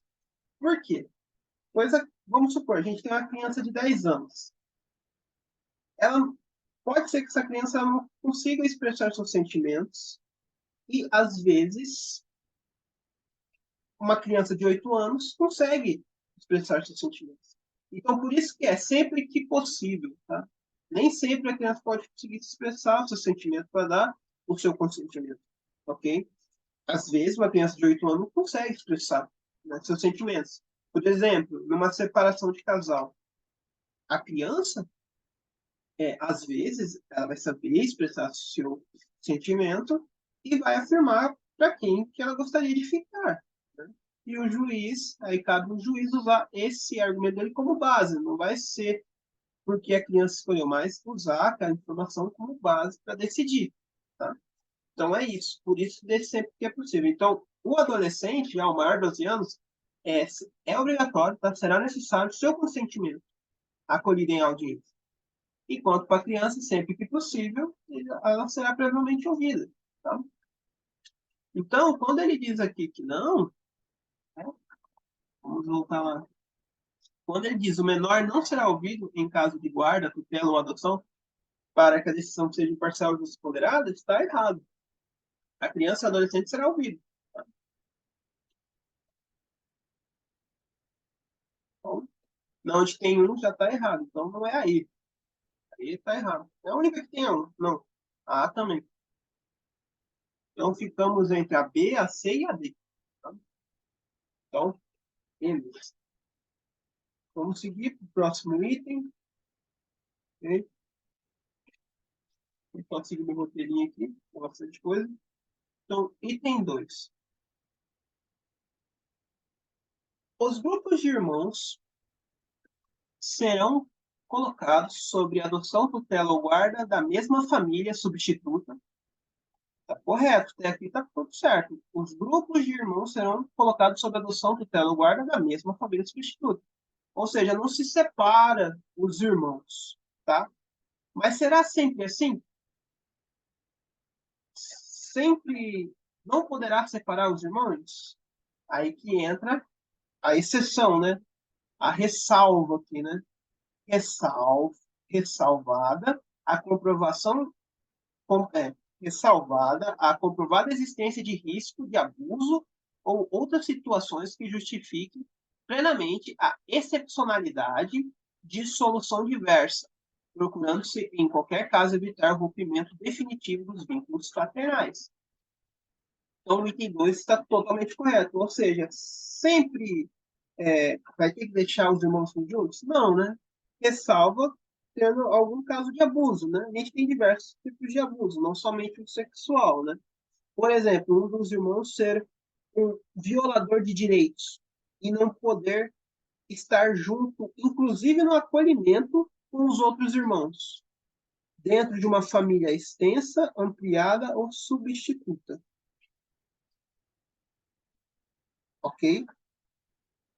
Então, para poder fazer integração familiar, e houver separação familiar tranquilamente. Pode haver essa separação familiar tranquilamente se caso houver essa questão de abuso, né? No caso de reintegração familiar desses irmãos. Beleza? Mas em qualquer caso, o correto, né, seria que eles não fossem separados, né, esses irmãos aí, tá? Na adoção, tutela ou guarda. Se você adotar, se a tutela ou guarda de um irmão, vêm todos juntos, né? Então, beleza. Vamos para o próximo item. O item 3. A guarda familiar obriga a família substituta a prestar assistência material, moral e educacional. Tá correto até aqui, né? Deixa eu ver.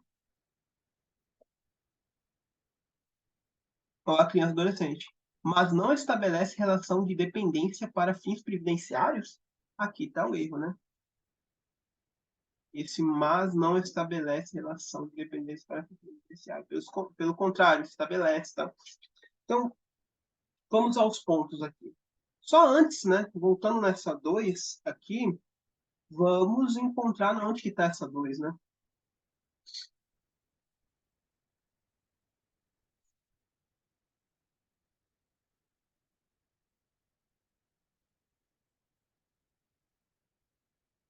Aqui, ó, a 2, né?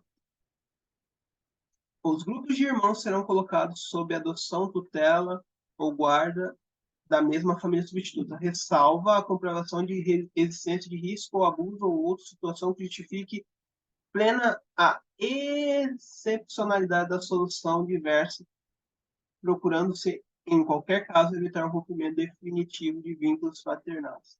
Então tá aí. Vamos seguir. Agora, voltando aqui para o item 3. Então, vamos entender esse item 3, né? A gente está no 3, né? Então, que a guarda familiar obriga a família substituta a prestar assistência material, moral e educacional à criança ou adolescente, mas não estabelece relação de dependência para fins previdenciários, que está errado aí, né? Então, para começar, a gente tem que falar sobre a questão do poder familiar. O poder familiar é o conjunto de direitos e deveres atribuído aos pais, irrenunciável, ou seja, jamais posso abrir mão dele, e indelegável, ou seja, jamais transferível, transferir ele para outra pessoa. Então, o poder familiar, enfim, né, é um conjunto de direitos e deveres atribuídos, ou seja, garantidos aos pais. Tá? É isso. Então, na guarda, que é o caso que ele está falando aqui, o poder familiar, uma das diferenças aí entre guarda, tutela e adoção é no que se refere a esse poder familiar. Como, por exemplo, na guarda, esse poder familiar, ele ainda existe. Enquanto na tutela, ele é suspenso. Já na adoção, não existe mais o poder familiar ali. Okay? É uma das diferenças aí entre guarda, tutela e adoção. Beleza? Então, o poder familiar na guarda ainda existe entre os pais separados. Vamos supor, temos um casal que se separou e um ficou com a guarda da criança, né? Aquela responsabilidade de pais, né?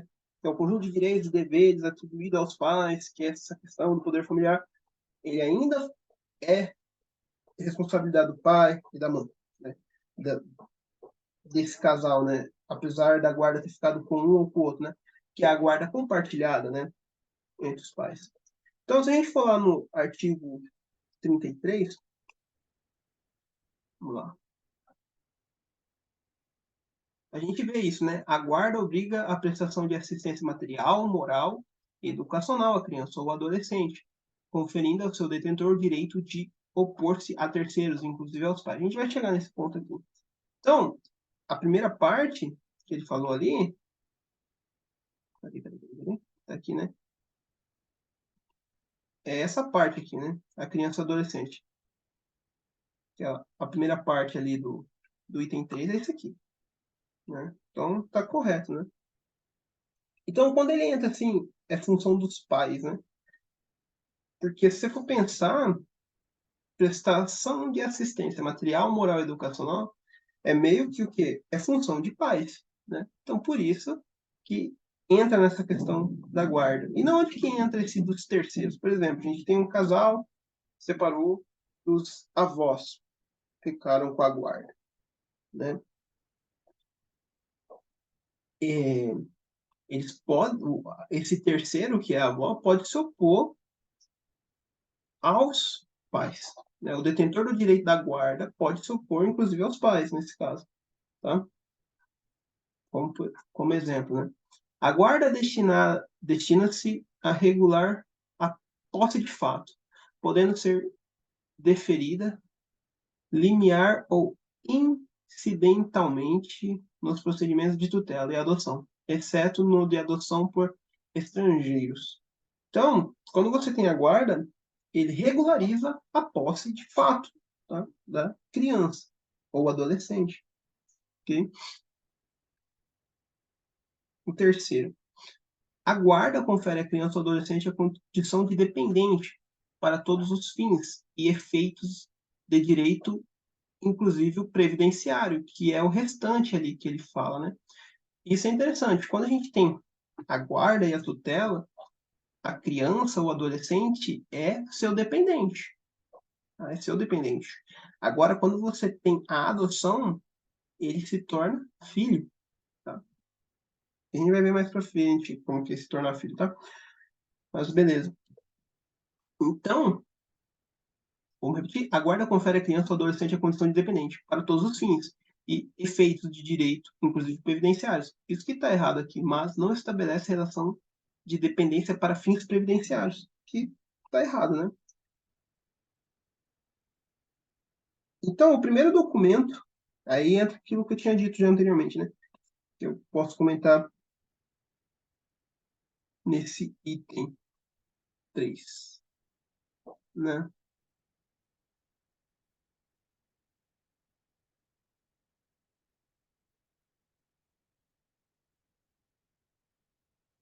É o seguinte, então o primeiro documento é a guarda provisória, porque com a guarda você tem o quê? Esse direito de essa posse de fato aqui, né?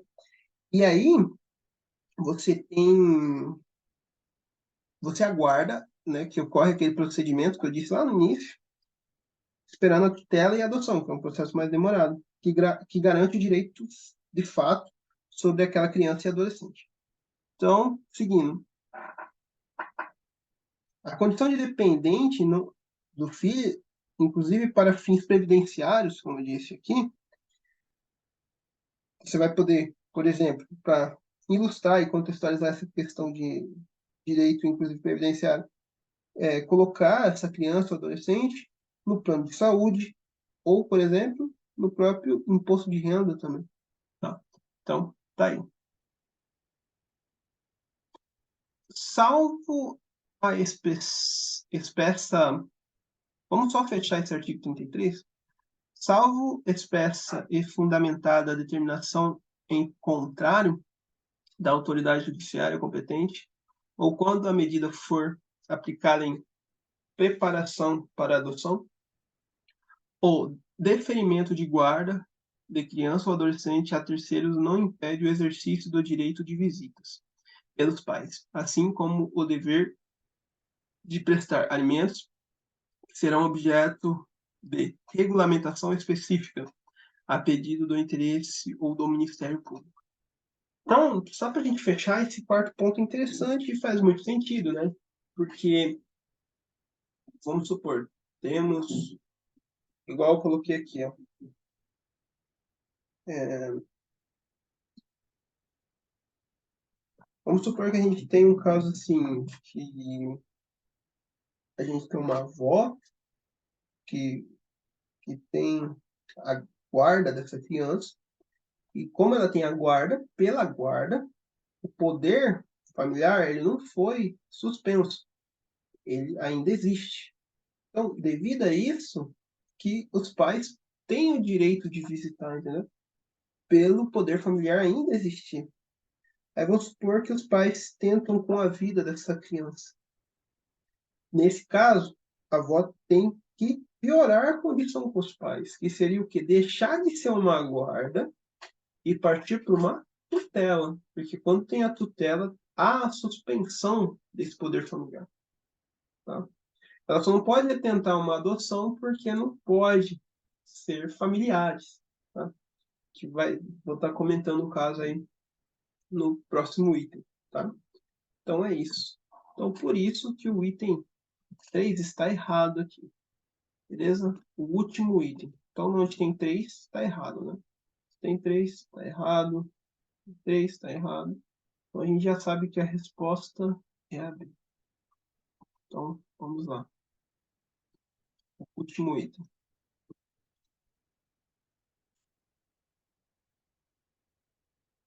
Aí, para a gente entrar nesse item, ele fala um pouquinho da adoção, vamos falar um pouquinho sobre a adoção. Né? Deixa eu ir lá. Mandei. Fala um pouco da tutela. Pelo que eu estudei, pessoal, tutela cai bem pouco em concursos, pelo que eu estudei. Tá? Então, vamos para a adoção, né?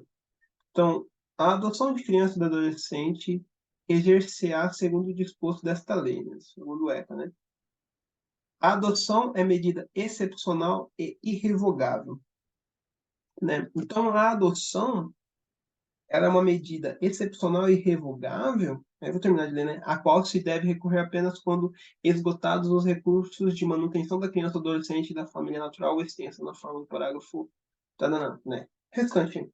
Então, ele é o último recurso que vai ser utilizado. Por quê?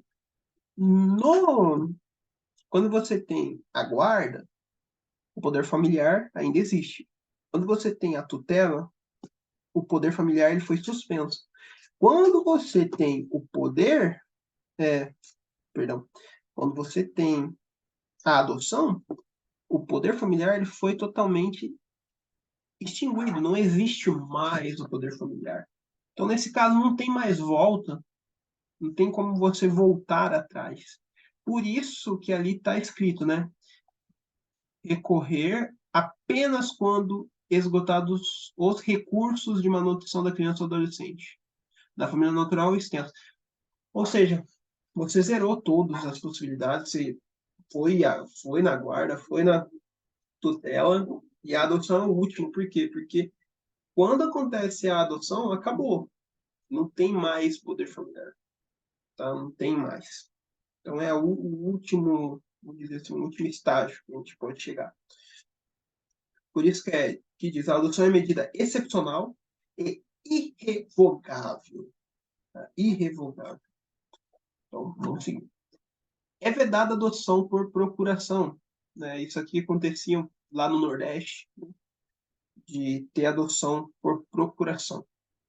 Então, isso não pode. Em caso de conflito entre direitos e interesses do adotando e de outras pessoas, inclusive seus pais biológicos, devem prevalecer os direitos e os interesses do adotando, né?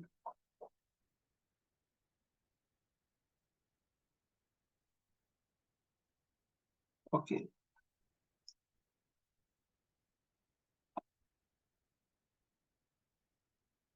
A adoção atribui a condição de filho ao adotando. Olha que interessante esse ponto que eu queria comentar. Lembra que eu falei? No, na, na guarda e na tutela, a criança, adolescente é seu dependente.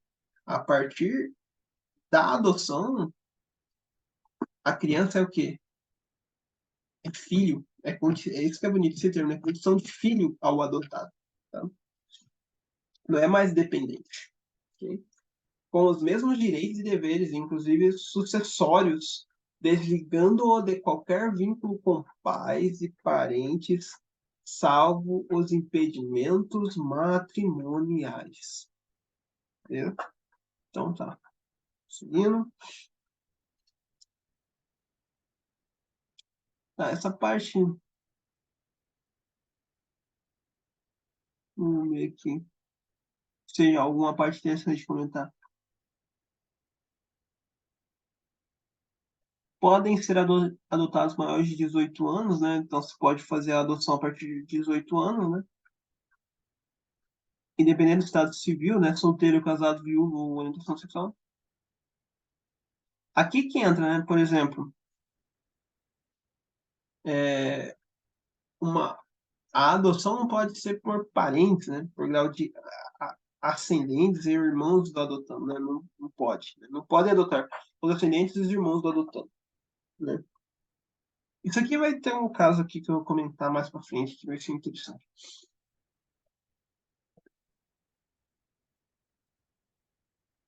Aqui que entra, né? Mais uma questão que é diferente da guarda, né? Na guarda tem que ser maior de 18 anos. E aqui tem aquilo que eu tinha comentado na questão anterior, né? Quando a gente fez a questão anterior, a número 14, né? Que tem que ser maior de 18 anos e o adotante há de ser pelo menos 16 anos mais velho do que o adotando. Né? Então tá. Ok, ok, ok. Então beleza. Agora o artigo 45, que entra aqui, né?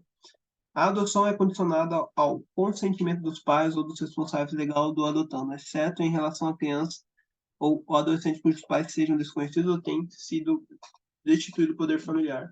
Está correto, tá? Se a gente for ver aqui, ó, no artigo 45, né? A adoção depende do consentimento dos pais ou representante legal do adotando.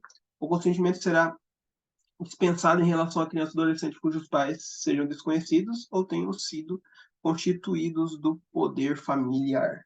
Né? Então, os pais têm uma criança e entregam para uma tia na vara da infância. Então, entregam para adoção, ou seja, eles consentiram. Ah, tem que haver o consentimento dos pais em audiência. Este consentimento é dispensado caso os pais sejam desconhecidos, como está ali escrito, né? Ou se perderem o poder familiar, né? Por exemplo, vamos entender um caso aqui. Por exemplo, temos um feminicídio na família. O pai vai preso, a esposa morreu, esse feminicídio ocorre bem à frente da criança. Então, os avós tentam a tutela. Por que os avós não podem tentar a adoção? Porque, né, como eu disse,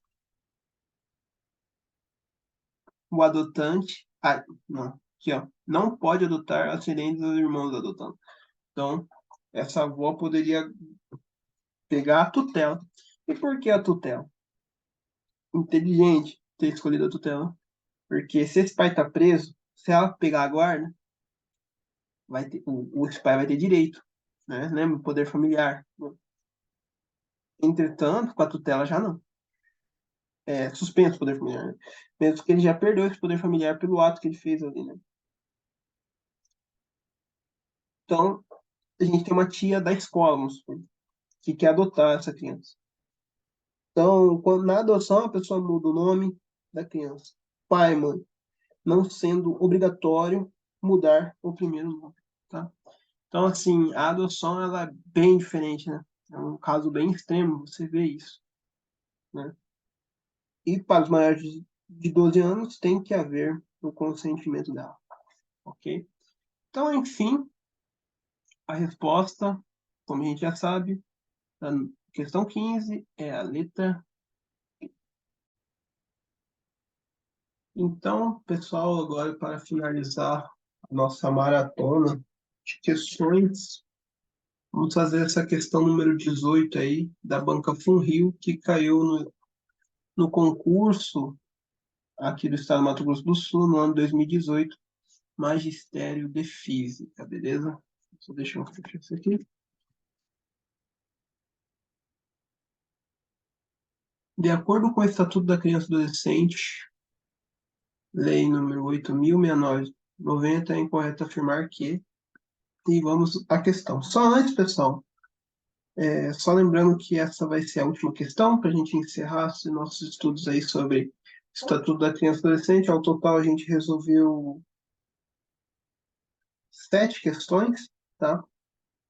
Bem menos do que foi o, o da questão número 1, né? Do tópico número da questão 1 da prova do processo seletivo do ano 2021, né? Que falava sobre a deliberação CEMS lá, né? Que a gente já conversou. E isso se deve porque no ano de 2022, né, no concurso que teve em 2022, não caiu nada do Estatuto da Criança e do Adolescente na prova. Tá? Por isso que teve menos questões. Mas é só isso que eu queria pontuar, mas durante os vídeos, com certeza vai ter algum momento que vai estar falando que não teve prova no concurso de 2022, né? Não teve prova, perdão, não teve questão no concurso de 2022, beleza? Mas é isso. Então vamos lá. Então, letra A. Compete ao Ministério Público promover e acompanhar os procedimentos relativos às infrações atribuídas ao adolescente?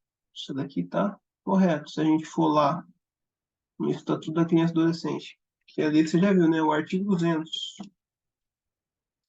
Cadê? Art 200. A gente for lá, a gente vê aqui as funções do Ministério Público, né? Compete ao Ministério Público, e a gente vê aqui, ó, promover e acompanhar os procedimentos relativos a infrações atribuídas a adolescentes. Então tá certo. Tá? Próximo item. É dever de todos prevenir a ocorrência de ameaça ou violência dos direitos da criança ou do adolescente? Também tá certo, né? Envolve o artigo 18, 18A e 18B, que envolve maus tratos. Tá? Se a gente for lá, vou colocar aqui,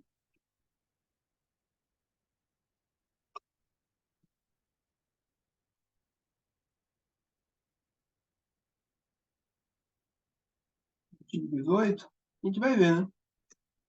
Que é dever de todos velar pela dignidade da criança ou adolescente, pondo-os pondo-os a salvo em qualquer tratamento desumano, violento, aterrorizante, vexatório ou constrangedor.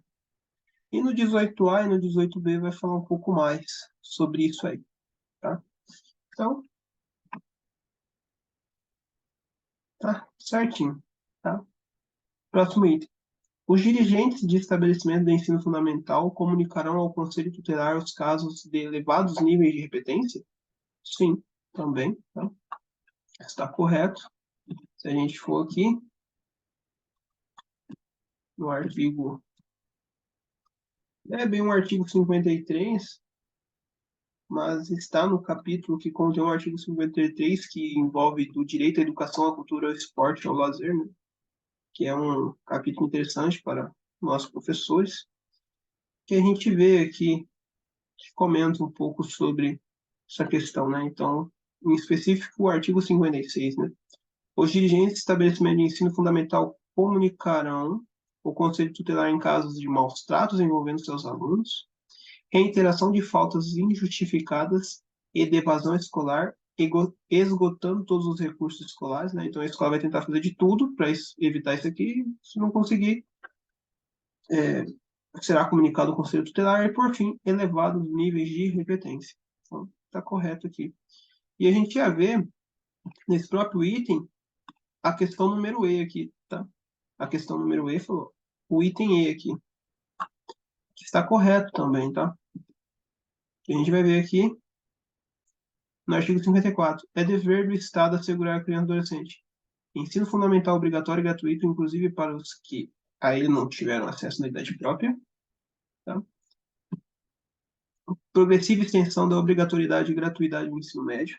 Atendimento educacional especializado aos portadores de deficiência, preferencialmente na rede regular de ensino. Atendimento em creches e pré-escolas às crianças de 0 a 5 anos de idade. Acesso aos níveis mais elevados de pesquisa e da criação artística segundo a capacidade de cada um. Inclusive, a gente tem isso aqui lá na BNCC, tá? Só falando sobre. Então, aqui está correto, né? É dever do Estado assegurar acesso a níveis mais elevados de ensino, de pesquisa, da criação artística segundo a capacidade de cada um. Aqui. E o errado é a D, tá? Vamos ver onde que está o erro da D, né? São medidas aplicáveis ao município? Não é ao município, tá? A gente vai ver isso aí. O artigo 129. Beleza. São medidas aplicáveis aos pais ou responsáveis. Aqui ele está falando o quê? Ó? Medida aplicável ao município ou encaminhamento a cursos ou programas de orientação? Ainda não. São medidas pertinentes aos pais ou responsáveis. Que entra aqui, ó. Encaminhamento a cursos ou programas de orientação. Aí aqui está falando do município e não é do município, é dos pais. Então, qual que é a resposta dessa questão? É a letra D, né? Porque ela quer a incorreta, como está grifado aqui. Então é isso. Obrigado, pessoal, por nos acompanhar nesse vídeo aí de bateria de questões. Espero que tenha ajudado no conhecimentos de vocês aí e na sua preparação para o estudo do processo seletivo desse ano de 2023. Falou, tchau.